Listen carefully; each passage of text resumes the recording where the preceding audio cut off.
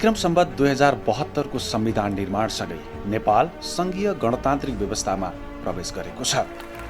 नेपालमा जहानिया राणा शासन अन्त्य गराउने विक्रम सम्वत 2007 सालको जनक्रान्ति पश्चात प्रजातन्त्र र अग्रगमनका लागि विभिन्न सङ्घर्षहरू भए। विशेष गरी 2017 साल पुस 1 गते तत्कालीन राजा महेन्द्रले प्रजातान्त्रिक व्यवस्थालाई अपदस्थ गरी निरङ्कुश पञ्चायती व्यवस्था स्थापना गरेसँगै नेपालमा प्रजातन्त्र प्राप्तिको सङ्घर्ष घनीभूत हुन पुग्यो। तत्कालीन समयमा प्रतिबन्धित राजनीतिक दलहरूले जारी राखेको राजनीतिक सङ्घर्षका क्रममा ठुल्ठुला दमन र प्रतिरोधहरू भइरहे। सयौं वीर योद्धाहरूको राज्यले बर्बरतापूर्वक हत्या गर्यो भने हजारौं बन्दी जीवन झेल्न बाध्य भए। 30 वर्षसम्मको अथक सङ्घर्ष पश्चात 2046 सालमा प्रजातन्त्रको पुनर्स्थापना हुन पुग्यो। 2047 सालको संविधानले राजनीतिक प्रतिस्पर्धा, आवधिक निर्वाचन र संवैधानिक राजतन्त्रलाई सुनिश्चित गर्यो। तर आम जनताले प्रजातन्त्र वा विकासको प्रतिफललाई अनुभूत गर्न पाएनन्। नीतिगत रूपमा सुनिश्चित भएको प्रजातन्त्र जनताको घर आँगनसम्म पुग्न सकेन।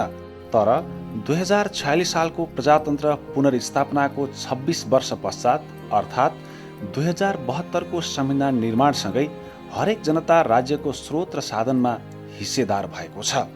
राजनीतिको मूल प्रवाहमा अल्पसंख्यक तथा सीमान्तकृतहरूको अवसरलाई सुनिश्चित गरिएको छ।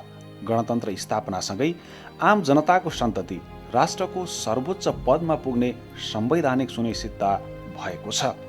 विकासको प्रतिफलबाट वञ्चित भएका वर्ग, समुदाय र जात जातिहरूले लाभ प्राप्त गर्न थालेका छन्।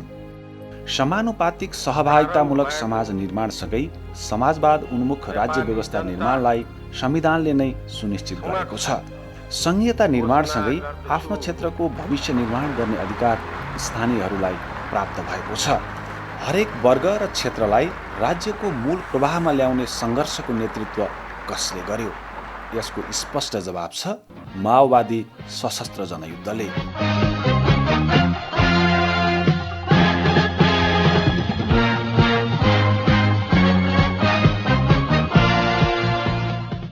आजका यी तमाम उपलब्धि र परिवर्तनको आधार 2052 साल फागुन 1 गतेबाट सुरु भएको माओवादी जनयुद्ध नै हो, जसले सामान्यतः कल्पनै गर्न नसकिने राजनीतिक परिवर्तनमा नेपाललाई ल्याइ पुर्यायो। यति बेला हामीसँग भएका बन्दुकहरू यस्ता बन्दुकहरू हुन् जसमा विचारका आँखाहरू छन् र हामी यस्ता सेनाहरू हौँ जोसँग आफ्नो व्यक्तिगत इच्छा, आकाङ्क्षा र स्वार्थभन्दा हामी बाट मुक्त छौँ। देशलाई अग्रगामी रूपान्तरणसम्म ल्याइ पुर्याउने माओवादी जनयुद्धको विकास र तीव्रताका लागि मध्यपश्चिमाञ्चलका पहाडहरूले ठूलो बलिदानको गाथा कोरेका छन्।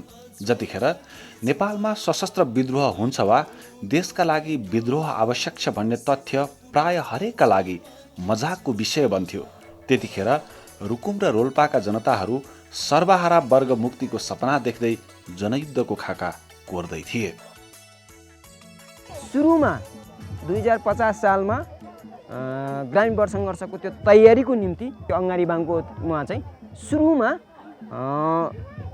लाल उसको त ट्रेनिङ भयो त्यहाँ सुरुमा 50 सालमै।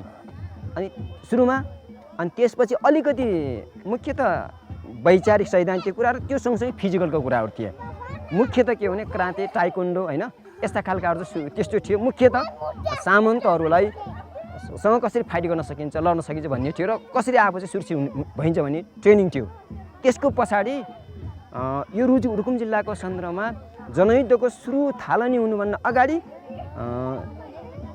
योद्धाहरू अर्थात् गुरिल्लाहरूलाई मेरो गाउँको चाहिँ त्यो मोजुवा भन्नेमा सुरुमा रुकुम जिल्लाको फर्स्ट गुरिल्लाको ट्रेनिङ त्यसको चाहिँ प्रशिक्षक कमरेड अनन्त हुनुहुन्थ्यो। माओवादी जनयुद्धको प्रभावलाई विश्वव्यापी र शक्तिशाली बनाउन नेपालका हरेक भूभागमा बस्ने आम जनताको उत्तिकै बलिदान र योगदान छ। तर माओवादी आन्दोलनको पहिलो सपना मध्यपश्चिम स्थित रुकुम र रोल्पाका जनताले नै देखेका हुन् भन्दा पक्कै अतियुक्ति नहोला। जनयुद्धको मुख्य आधार इलाका भनेकै रुकुम, रोल्पा लगायतका क्षेत्रहरू रहे र यदि रुकुम रोल्पाका जनताको त्यहाँका नेता कार्यकर्ताहरूको ठुलो बलिदान र सहभागिता नभएको भए जनयुद्धले एउटा उचाइ हासिल गर्न सम्भवै हुने थिएन। अर्को कुरा, म आफै पनि जनयुद्धको पछिल्लो कालमा मेरो बसाइ, मेरो सुरक्षा रुकुम र रोल्पाको जनताबाट नै भयो र अझ चाहिँ असाध्यै महत्त्वपूर्ण एउटा बैठक रुकुमकै, पूर्वी रुकुमकै चुनबाङमा हामीले गऱ्यौँ र त्यो ऐतिहासिक बैठक थियो भन्ने कुरा अहिले देशभरि र संसारभरि पनि त्यो स्थापित भएको छ। यस अर्थमा त्यस क्षेत्रका जनताको, ती जिल्लाहरूको र त्यहाँका नेता कार्यकर्ताहरूको भूमिका अविस्मरणीय छ। त्यो इतिहासका स्वर्णिम अक्षरमा लेखिसकेको छ। म त्यही रूपमा त्यसलाई बुझ्दछु र त्यही रूपमा त्यसलाई स्थापित गर्ने पर्दछ भनेर मान्यता राख्दछु।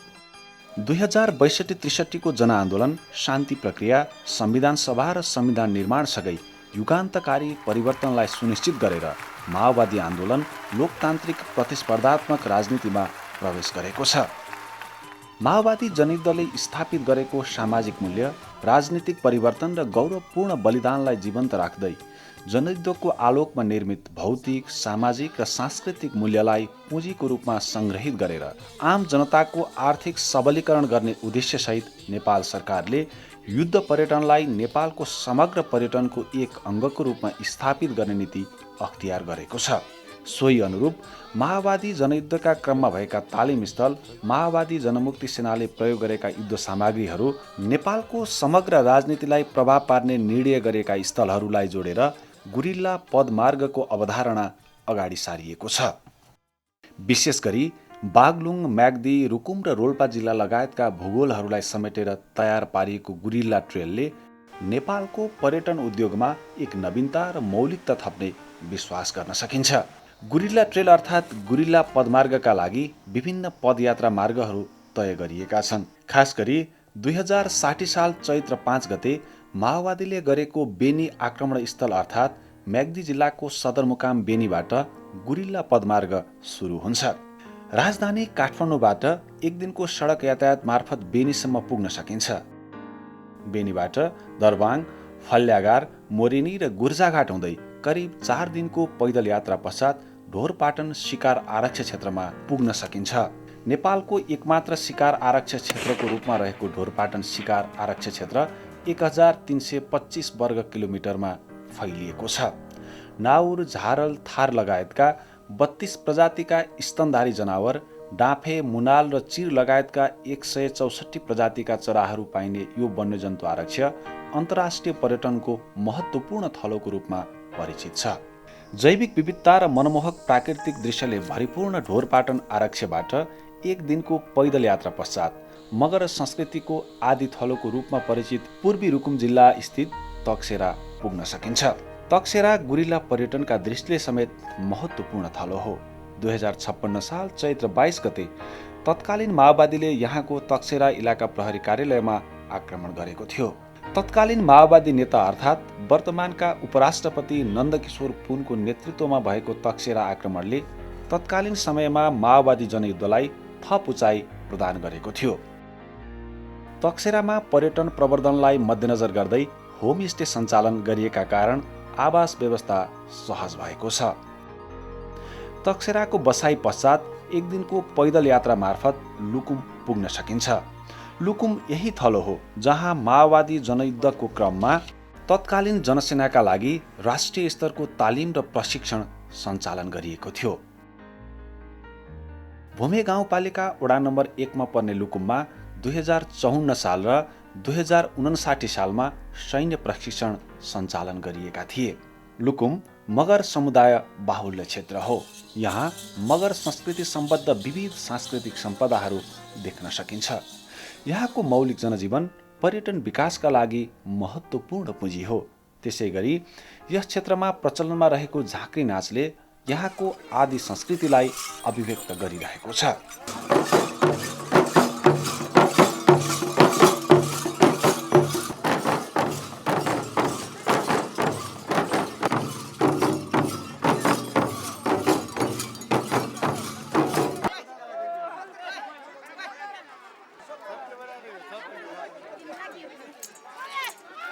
लुकुमबाट काँक्री पुग्न सकिन्छ। लुकुम काँक्री हुँदै क्याङ्सीसम्मको पैदल यात्रालाई 1 दिन लाग्छ। भूमे गाउँपालिका वडा नम्बर 2 काँक्री स्थित त्रिवेणी बजारमा जनयुद्धकै पहिलो महिला शहीद धनमाया श्रेष्ठले शहादत प्राप्त गर्नुभएको थियो।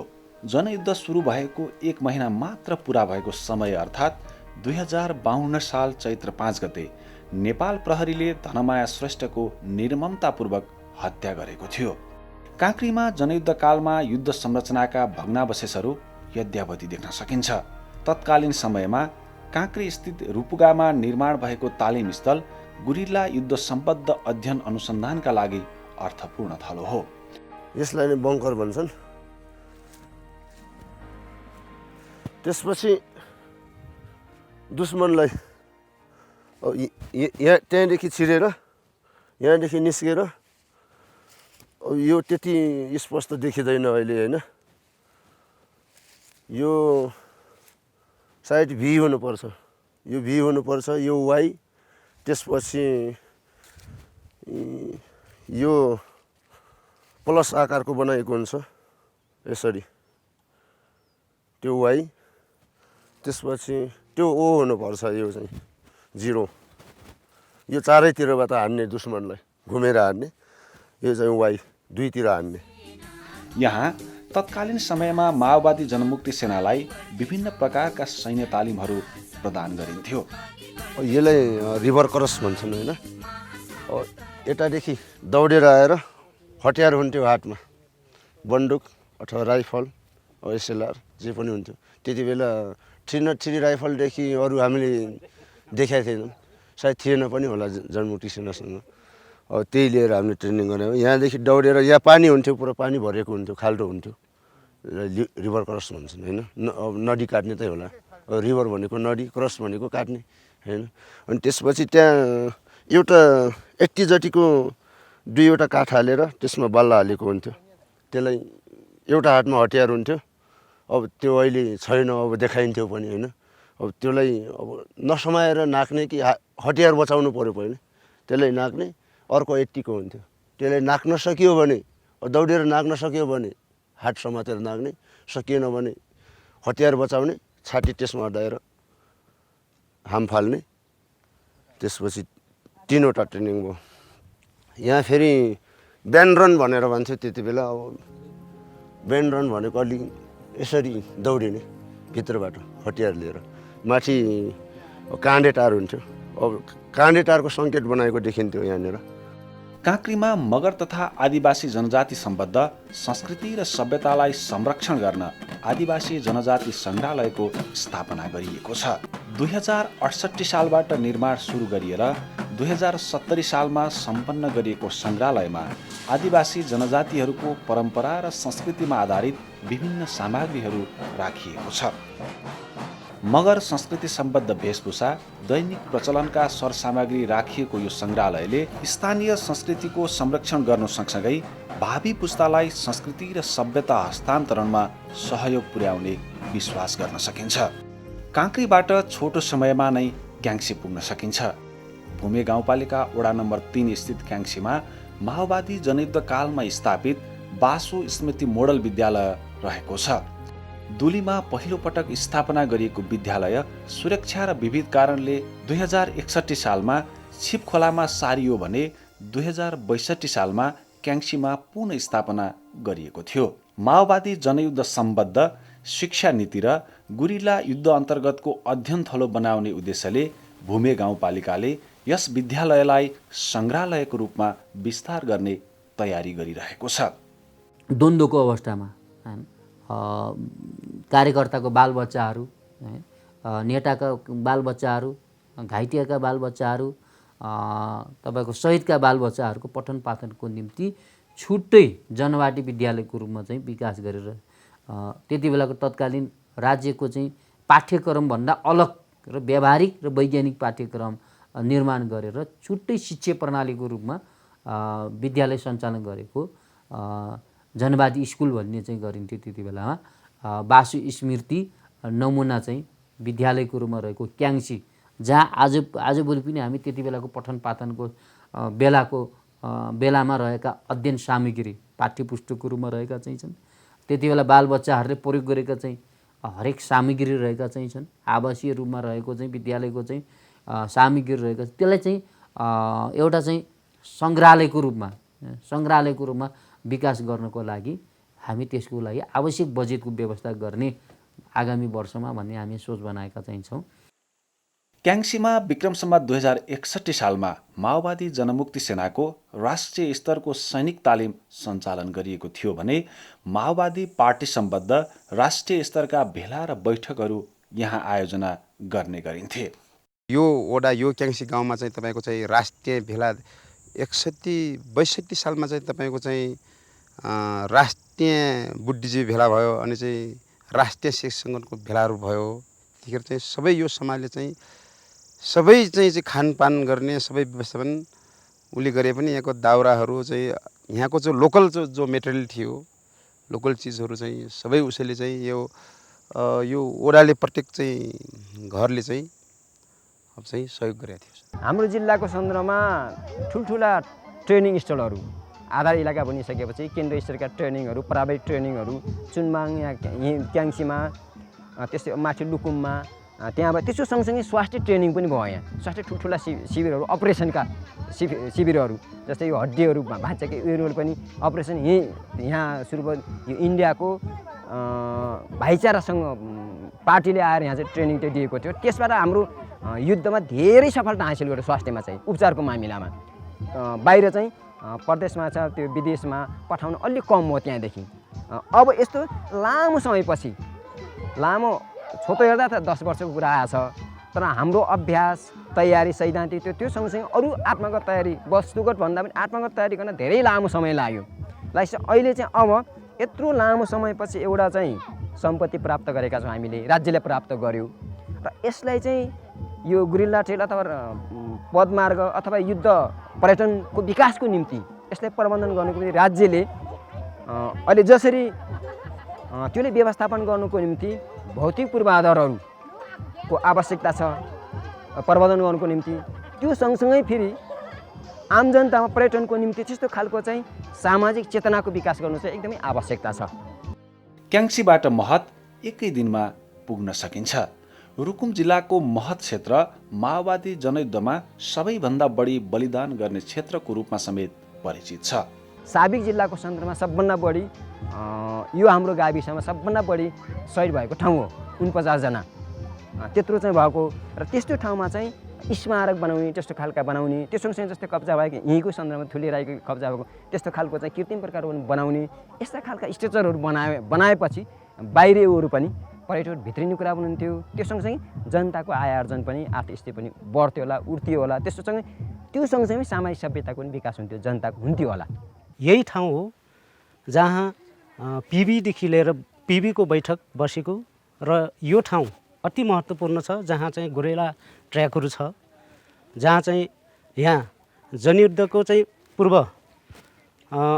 सङ्घारमै चाहिँ यहाँ चाहिँ जस्तै तालिम केन्द्रहरू भएको, त्यस्ता तालिम यहाँ चाहिँ अब धेरै यो ठाउँ ल करिब चाहिँ 2-3वटा ठाउँहरू छन् त्यस्ता चाहिँ गोरिला जो ट्र्याक, गोरिला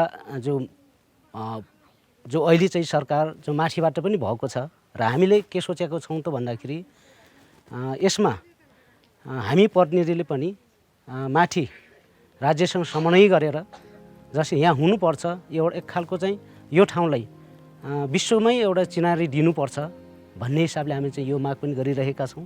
2056 साल असोज 5 गते तत्कालीन महत गाविसको महत इलाका प्रहरी कार्यालयमा माओवादीले आक्रमण गरी डिएसपी ठुले राईलाई कब्जामा लिएको परिघटना राष्ट्रिय तथा अन्तर्राष्ट्रिय रूपमा चर्चित भएको थियो भने माओवादी जनयुद्धले थप व्यापकता र उचाइ हासिल गरेको थियो। महत इलाका प्रहरी कार्यालय आक्रमणको इतिहासलाई जीवन्त राख्न भूमि गाउँपालिकाले उक्त स्थलमा युद्ध फिचरहरू निर्माण प्रक्रिया अगाडि बढाएको छ। डिएसपी ठुले राईलाई कब्जा गरेको जनमुक्ति सेनाहरूको ऐतिहासिक एउटा लडाइँ हो त्यो जति बेलामा ठुले राईलाई कब्जा गरेर लगेर मानव अधिकारको मान्यता अनुरूप उहाँलाई युद्धबन्दीको रूपमा राखेर रिहाई गरेको अवस्थाको को अत्यन्त चर्चित र महत्त्वपूर्ण चाहिँ त्यो लडाइँ थियो र त्यो अध्ययन गर्न लागेको विषय चाहिँ छ र त्यसको निम्ति अहिले चाहिँ त्यो संरक्षण गर्ने त्यसको अवशेषहरूलाई चाहिँ हामीले राख्नको निम्ति अहिले युद्ध फ्युचरको रूपमा चाहिँ रु 10 लाख रुपियाँ महतको त्यो चाहिँ ऐतिहासिक भिदन्तहरूको लडाइँहरूको एउटा फिचर तयार गर्ने भनेर हामीले रु 10 लाख रुपियाँ त्यसको चाहिँ विनियोजन गरेका चाहिँ छौँ युद्ध फ्युचर को लागि योजनाको लागि। महत गाउँमा राज्य पक्षबाट एकै दिनमा 13 जनाको सामूहिक नरसंहार समेत भएको थियो। 2059 साल असौजको चाहिँ 6 गतेतिर चाहिँ अब तल खलङ्गाबाट मुस्कोट खलङ्गाबाट आउने बेला यहाँ तल चाहिँ बिडन्ड भएको थियो, यहाँ डोमै महतदेखि तल।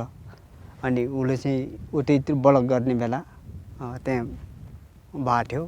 अनि पछि चाहिँ अब उनीहरू उतातिर ब्याग भइसकेपछि फेरि अब टोलीहरू आएर यहीँ भलिबल खेल्ने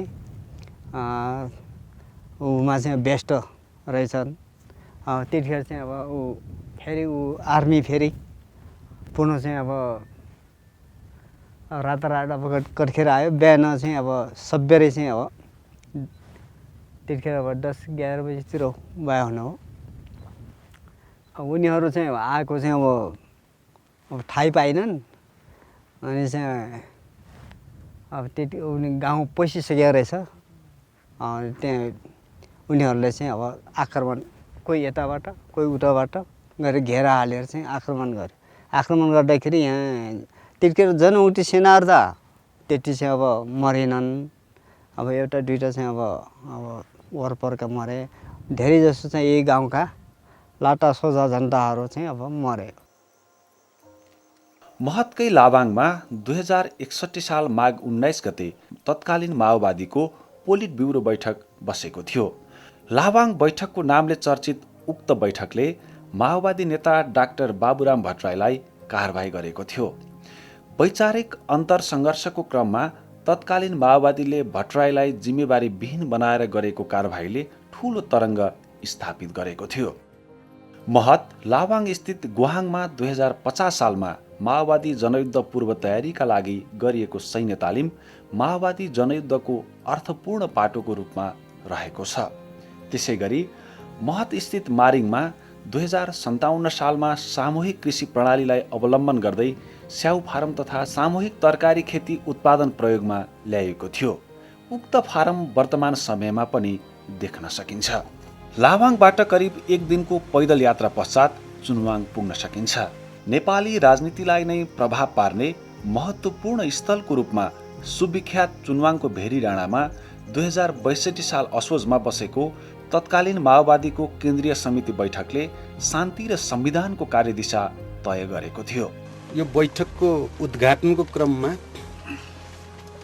मैले कमान्डरसँग राखेको थिएँ कि इतिहासको असाध्य संवेदनशील मोडमा हामी छौँ र यो बैठकले लिने निर्णयहरूले हाम्रो पार्टी क्रान्तिको भाग्य भविष्य मात्रै होइन, साम्राज्यवादका विरुद्ध विश्व सर्वहारा आन्दोलनको भाग्य भविष्य पनि धेरै हदसम्म निर्धारित हुने स्थितिमा हामी छौँ। यही स्थलमा भएको बैठकको निर्णयबाट नै 12 बुँदे सहमति हुँदै शान्ति प्रक्रिया, संविधान सभा र गणतन्त्रको मार्ग प्रशस्त भएको हो। हाम्रो चुनवाङको यो ऐतिहासिक चुनवाङ बैठक बस्दाखेरि त्यति बेला यो सुरक्षा व्यवस्थापनमा म पनि एउटा सहभागी थिएँ र अहिले यो बैठकको प्रारम्भिक चरणमै हाम्रो 3वटा घेराहरू थियो। त्यो 3वटा घेराले नै हाम्रो जनमुक्ति सेनाले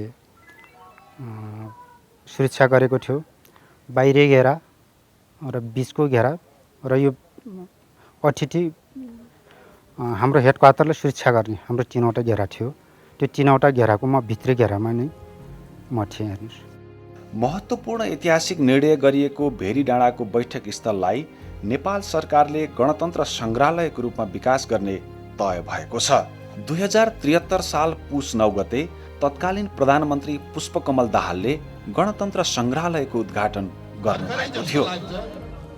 हामी यहाँ केन्द्रीय समितिको एउटा निकै नै महत्त्वपूर्ण र ऐतिहासिक बैठक बसेको र यही बैठकबाट हामीले जनयुद्धका उपलब्धिहरूलाई संस्थागत गर्ने एउटा नयाँ बाटोतिर अगाडि यहीँबाट हामी बढेका हौँ। यो चुनबाङ ऐतिहासिक बैठक, चुनबाङको भेरी डाँडा चाहिँ छ त्यो, यो संसारको लागि अत्यन्त महत्त्वपूर्ण, यो देशको परिवर्तनको निम्ति अत्यन्त महत्त्वपूर्ण निर्णय ल्याउने ऐतिहासिक तत्कालीन नेकपा माओवादीको चाहिँ बैठक स्थलको रूपमा त्यहाँ रहेको चाहिँ छ, जसको निर्णयले गर्दा कि यो देशमा राजतन्त्र अन्त्य गर्ने र गणतन्त्र स्थापना गर्ने जुन ऐतिहासिक निर्णय त्यहाँ भएको चाहिँ छ। र त्यो चाहिँ लाई अहिले हामीले के गरेका छौँ, नेपाल सरकारले पनि केही लगानी गरेको चाहिँ छ। अध्यक्ष नेकपा माओवादी केन्द्रका अध्यक्ष एवं आफू त्यति बेला प्रधानमन्त्री हुँदाखेरिको अवस्थामा उहाँ आफै उपस्थिति भएर गणतन्त्र सङ्ग्रहालयको रूपमा स्थापना गर्ने भनेर भेरी डाँडालाई उहाँले घोषणा गर्नुभएको चाहिँ छ। सोही अनुरूप नेपाल सरकारबाट केही त्यसले व्यवस्थापनको निम्ति केही बजेट पनि त्यहाँ बजेटको व्यवस्था भएको चाहिँ छ भने यसै आर्थिक वर्ष हाम्रो गाउँपालिकाबाट रु 20 लाख रुपियाँ त्यहाँ त्यसको सङ्ग्रहालयको आवश्यक सामग्रीको व्यवस्थापनको लागि भनेर हामीले रु 20 लाख रुपियाँ त्यहाँ चाहिँ यो विनियोजित गरेका चाहिँ छौँ। चुनवाङ जनयुद्धकालीन विभिन्न बलिदान र सङ्घर्षहरूले रक्तरञ्जित भएको भूगोल हो। माओवादी विद्रोह सुरु भएको 3 महिना बित्दा नबित्दै चुनवाङमा मस्त बिष्टले 2053 साल वैशाख 16 गते शहादत प्राप्त गर्नुभएको थियो। तत्कालीन सिस्ने सांस्कृतिक परिवारका कलाकर्मी बिष्टलाई जनयुद्धको पहिलो कलाकार शहीद पनि भन्न सकिन्छ।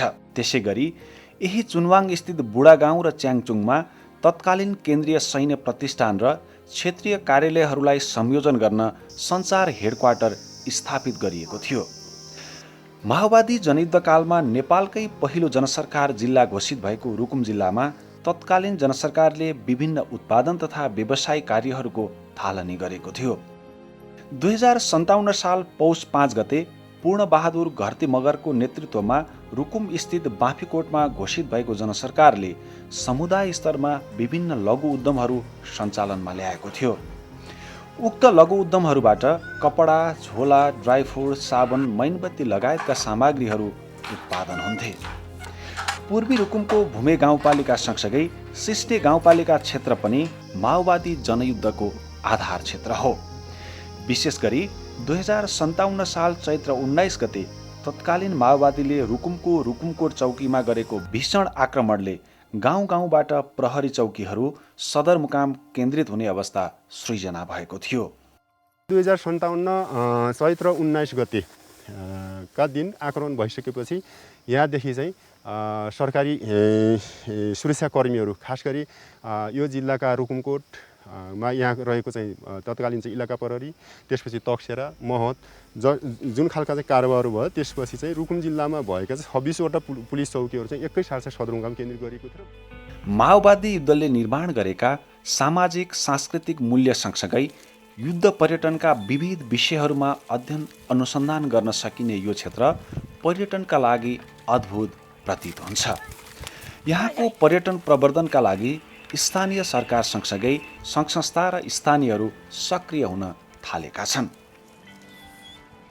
10 वर्ष जनयुद्धमा भएका चाहिँ जुन खालको चाहिँ सैन्य तालिमहरू भएका चाहिँ छन्, नेपाललाई परिवर्तन गर्न लागेका चाहिँ महत्त्वपूर्ण चाहिँ निर्णयहरू चाहिँ यही रोल्पा रुकुमबाटै भएका चाहिँ छन्। यो अत्यन्त चाहिँ के त नै अहिले विश्व संसारका मान्छेहरूले द्वन्द्व व्यवस्थापनको निम्ति यो अध्ययन गर्न लागेको चाहिँ विषयहरू चाहिँ छन्। त्यसमध्येमा एउटा चाहिँ यो भूमे गाउँपालिका अत्यन्त महत्त्वपूर्ण चाहिँ पालिकाको रूपमा रहेको म ठान्दछु। यहाँको जो पुरानो संरचनाहरू छ, जो चाहिँ अब टेनल बङ्करहरू थियो, अनि हाम्रो चाहिँ अब शहीद बासु नमुना विद्यालय भएको ठाउँ त्यो भवनहरू त्यो सुरक्षित छ। त्यसले चाहिँ यसलाई चाहिँ अब संरक्षण गरेर यसलाई चाहिँ अब हजुरको चाहिँ यो राष्ट्र नभए अन्तर्राष्ट्रियसम्म चाहिँ अब यो मिडिया मार्फत नै चाहिँ कसरी हुन्छ यसलाई चाहिँ बाहिरसम्म चाहिँ पुर्याउनेर यसलाई चाहिँ अझै चाहिँ अब यो पछिल्लो पुस्तासम्म राख्ने भन्ने सोच छ। माओवादी युद्धको केन्द्रबिन्दु मानिएका म्याग्दी, बागलुङ, रुकुम र रोल्पा जिल्लाका विभिन्न ग्रामीण बस्तीलाई लक्षित गरी विस्तार गरिएको युद्ध पर्यटन सम्बद्ध पदमार्गको विकास गर्न सकिए प्रदेश नम्बर 4 र 5 उत्कृष्ट पर्यटकीय गन्तव्य बन्ने निश्चित छ। पदमार्गमा पर्ने अधिकांश बस्तीमा मगर समुदायको बाहुल्य बसोबास, मगर र अन्य समुदायको संस्कृति, प्राकृतिक सम्पदा, हिम श्रृङ्खला, ग्रामीण जीवनशैली र स्थानीयवासीको जनयुद्धकालका अनुभवहरू महत्त्वपूर्ण पर्यटकीय उपजहरू हुन्। पर्यटनका लागि आवश्यक आवास, शौचालय, खानेपानी लगायतका पूर्वाधार सँगसँगै जनयुद्ध सम्बद्ध अवशेषहरूको सुरक्षा र व्यवस्थापन गर्न सके यो क्षेत्रको आर्थिक रूपान्तरणमा समेत महत्त्वपूर्ण भूमिका निर्वाह गर्नेछ। रुकुम आज चाहिँ यो पर्यटकीय एउटा गन्तव्य बन्ने बाटोमा चाहिँ अगाडि दौडिराखेको छ। देश चाहिँ आज शान्ति र एउटा आर्थिक समृद्धिको दिशामा अगाडि बढिराखेको छ। हिजोको द्वन्द्व, हिजोको लडाइँ, हिजोका चाहिँ जति पनि चाहिँ एउटा आमने सामनेका लडाइँहरू, एउटा तुसका कुराहरू थियो त्यो आज अन्त्य भएका छन् र हामी आज पछिल्लो चरणमा रुकुम जिल्ला 52 पोखरी 53 टाकुरी हुनुको नाताले एकातिर र अर्कोतिर चाहिँ रुकुम जिल्ला सँगै जोडिएका हिमालहरू जो अहिले पछिल्लो पुरानो संरचना अनुसार चाहिँ पूर्वी रुकुममै पर्ने गरेर 6वटा हिमालहरू जो चाहिँ 7246 मिटरसम्म अग्लो रहेको पुथा हिमाल लगायत 5911 मिटर चाहिँ यही हाम्रो यही गाउँपालिकाको सबभन्दा अग्लो सिस्नी हिमाल पनि चाहिँ यही गाउँपालिकामा छ र यो सहित अब त्यति बेलाको युद्ध लडेको माओवादी पार्टी र राज्य पक्षका बीचमा जति बेला 2062-63 को जनआन्दोलनपछि शान्ति सम्झौतामा आए, 12 बुँदे सम्झौता भयो, सहमति भयो। त्यस पश्चात अब देश चाहिँ शान्ति र परिवर्तन तथा आर्थिक समृद्धिको बाटोमा जाने स्थिति बनिसकेपछि नेपाल सरकारको नीति तथा कार्यक्रममा रहेको अहिले गुरिल्ला पर्यटन, यो गुरिल्ला पर्यटन नेपाल सरकार नीति तथा कार्यक्रममा रहिसकेपछि आज हिजो चाहिँ तत्कालीन माओवादी र सरकारी पक्ष बीचमा भएका लडाइँका त्यस्ता खालका मोर्चाहरू, त्यति बेलाका तालिम स्थलहरू, त्यति बेलाका चाहिँ आमने सामने लडाइँका अहिले पनि बाँकी रहेका चाहिँ भग्नावशेष अथवा त्यस्ता फिचरहरूलाई संरक्षण गरेर नेपालको टुरिज्मलाई चाहिँ यो वा टुरिज्मसँग युद्ध पर्यटनसँग जोड्नको निम्ति चाहिँ अहिले नेपाल सरकारले एकातिर त्यो नीति तथा कार्यक्रम बनाइराखेको छ भने यो जिल्लाकै सन्दर्भमा हेर्ने हो भने पनि हामीले चाहिँ हाम्रा विभिन्न पर्यटनसँग सम्बन्धी काम गर्ने, संस्कृति प्रवर्धन गर्नेसँग सम्बन्धी काम गर्ने, त्यसपछि गएर चाहिँ ग्रामीण पर्यटनको कुराहरू, कृषि पर्यटनको कुरा र त्यति मात्र होइन नेपालकै 1 नम्बर चाहिँ तपाईँको यो बहुमूल्य जडीबुटीको एउटा खानी रहेको चाहिँ यही पूर्वी रुकुम जहाँ चाहिँ पुथा हिमालको आसपासमा चाहिँ पर्छ। यो सबै हिसाबले हेर्ने हो भने चाहिँ जडीबुटीको चाहिँ केन्द्र, त्यसपछि गएर चाहिँ नाउर जो चाहिँ विदेशी टुरिस्टहरूले चाहिँ त्यसको शिकार गर्न आउँछन्, ढोरपारन शिकार आरक्षको चाहिँ करिब चाहिँ 60% भूगोल रुकुममा छ। यो सबैलाई चाहिँ एउटा रेन्जमा चाहिँ हामीले गुरिल्ला पर्यटन र त्योसँग जोडिएको कुराहरू हामीले हेर्ने हो भने चाहिँ गुरिल्ला पदमार्गको कुराहरू र गुरिल्ला पर्यटनका कुराहरूलाई चाहिँ हामी अगाडि त्यो ट्रेकिङको कामलाई चाहिँ हामीले अबको आर्थिक समृद्धिसँग अथवा पर्यटनको चाहिँ एउटा मूल मर्मसँग जोडेर चाहिँ हामीले अगाडि बढाउने कार्यक्रममा यहाँका चाहिँ अभियन्ताहरू, सरकारवाला निकायहरू, राज्य पक्ष र आम जनसमुदाय चाहिँ त्यसमा चाहिँ अहिले अगाडि सरिक भइराखेको अवस्था। राजनीतिक सङ्घर्षमा आफूलाई अब्बल रूपमा स्थापित गरेको यस क्षेत्रले पर्यटन विकासबाट आर्थिक समृद्धि गर्ने लक्ष्य लिए अनुरूप राज्य तथा सम्पूर्ण पक्षबाट आवश्यक सहयोगको अपेक्षा गर्नु स्वाभाविक नै हो। हिजो जनयुद्धको बेलाका ऐतिहासिक भेला बैठक भएका ठाउँहरू जस्तो चुनमाङ बैठक भनेर जसरी सुप्रसिद्ध छ, त्यसै गरिकन जनयुद्धको क्रममा ठुल्ठुला मोर्चा खोलिएका ठाउँहरू या ठुल्ठुला तालिम लिएका ठाउँहरूलाई जोडेर राज्यकै तर्फबाट गुरिल्ला ट्रेल भनेर जो योजना भनौँ न परियोजना अगाडि बढाइँदैछ। यसको ऐतिहासिक महत्त्व पनि छ। इतिहासलाई निरन्तर चाहिँ ताजगी बनाइराख्ने, स्मरण गरिराख्ने, त्यसबाट ऊर्जा प्राप्त गरिराख्ने एउटा महत्त्व पनि छ। एउटा आदर्श समाज निर्माणको निम्ति त्यसले प्रेरित गरि पनि राख्छ। अर्को त्यसले चाहिँ त्यस क्षेत्रका जनताको आर्थिक जीवनमा पर्यटकीय विकासद्वारा आर्थिक जीवनमा राम्रो प्रगतिको चाहिँ आधार पनि त्यो बन्न सक्छ। त्यस अर्थमा हुन त हिजो सरकारहरू त्यति बलिया भएनन् जति जोड दिएर यसलाई स्थापित गर्नुपर्ने, यो गुरिल्ला ट्रेललाई अगाडि बढाउनु पर्ने त्यति चाहिँ भएन। मलाई विश्वास छ आउने दिनमा अहिले वाम गठबन्धनको जो सरकार बन्दैछ त्यसले चाहिँ यसको महत्त्वलाई राम्रोसँग आत्मसात गर्नेछ र त्यसमा बजेट राम्रो लगानी गरेर त्यसलाई व्यवस्थित गर्ने काममा अगाडि बढ्ला भन्ने मैले आशा गरेको छु।